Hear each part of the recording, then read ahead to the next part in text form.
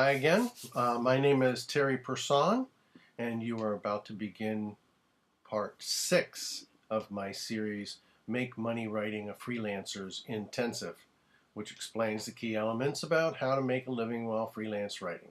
I've been doing this for over 15 years and have been on both sides of the table, both acquisitions and freelancing and pitching articles. So you can find more about me in the part 1 if you're interested. In the meantime, let's get started. I suppose you've been watching this all along.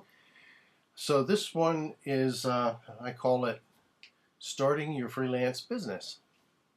So there are 5 little keys here I have. I'm going to go through them one at a time, and then you can also download these again from my site, terryperson.com, under the events section. And this download will be there along with everything else. So the first thing in starting your own business is publish anywhere. Many of us have a hard time starting out, so give yourself a break, and start slow here. So if you haven't been writing and you haven't been published already, then it's okay. Any publication works at the beginning. If you want, start out with a blog. A lot of people I know have done so. And 1 or 2 people have who started out with a blog eventually ended up with a book contract. So this can really do well, as long as it's something you're interested in. Other avenues include local newspapers, local newsletters for small groups, local tourist magazines, the things you find for free at some of the stores around town. From there, it's easy to graduate to national newspapers, association newsletters, and larger circulation magazines. So publish everywhere you can. If you have a really great piece, and start off at the top. Don't limit yourself. So search out both print and online avenues, and start. If you've written and published at all in the past, then I suggest that you start at the top of the food chain. So start with that magazine that you really want to get into and work your way down. If you haven't published at all yet, then start with the small things and then work your way up for a little while, and then take the leap and start with the top again. Always go for the places that you really want to be in. So if an article or a department piece isn't picked up the first time as well, keep sending it out. So, number 2, create a portfolio. When you're looking to get published in a new place, the editor's likely to ask for tear sheets or other article examples that you've written. So this can take the form of copies of actual tear sheets, photocopies, or links to online pieces. I've gone so far as to create a multi-page PDF that I can send out. And such a PDF can also be formatted to look like an actual magazine, and through the use of one of the online publishing avenues. So if you want to go to that extent, you can do a 24 to 36 page magazine. That's what I've done in the past, and I take it to trade shows and that sort of thing in order to get to know people. These PDFs are handy for different industries too. So if you have several different passions, we talked way earlier about what the job was that you were doing, and then also your passions or your hobbies. Create more than one PDF so that people can see that you've been in one place for a little while, and then create one that's mixed so that people can see you have some breadth depending on what you're trying to pitch at the time. But I always keep a list of links for my online appearances and a spreadsheet for print appearances. Both of them come in handy. The number 3 is how to contact editors. Contacting editors is important, and I typically look up an editor's name and just call them out of the blue.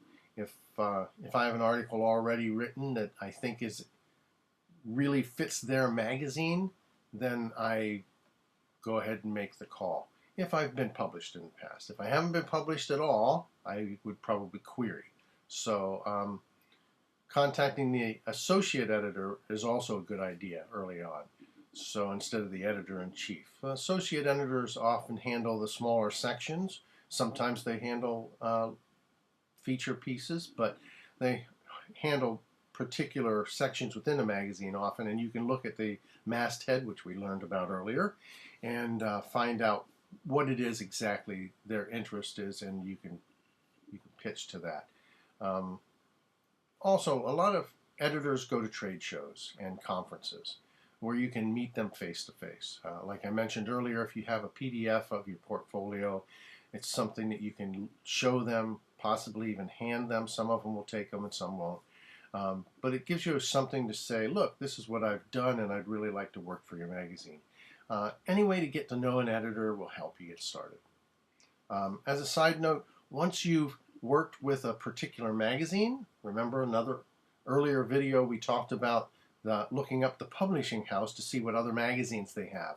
So once you've worked with an editor for a while with a magazine, check out the publishing house, see if they have 3 or 4 other magazines that are similar or something you might be able to get published in, and ask for a referral or an online introduction. So a lot of times an editor who's happy with you and likes what you're doing will go ahead and introduce you to another editor from the same company, and through email, which is usually perfect. Number 4 is to hand in professional work. I know, I've mentioned this before. It's one of the things I'm going to keep mentioning and will always mention. But this is important. You know, the handing in your best work helps to maintain your reputation. And you want to have a good reputation with these editors. Trust me, if it's clean work, editors will love you for it and they will stick with you. This is how you actually get assignments. So, number 5, the last piece here before we're done, work both sides of the table. By this, I mean freelancers can write the pieces that you love, the passionate ones, and sell them directly to magazines, or you can work with a company who needs pieces to be written and pitch them to the magazines. They're both very viable. If you're working for a particular company, make sure that what you write is true and honest, and then when you pitch it to the magazine, you know exactly what you're talking about and say, this company actually does a good job, and it works for that. Editors are okay both ways. Most editors for business-to-business magazines actually take a lot of their work from PR firms and that sort of thing. So working for a company is okay with them.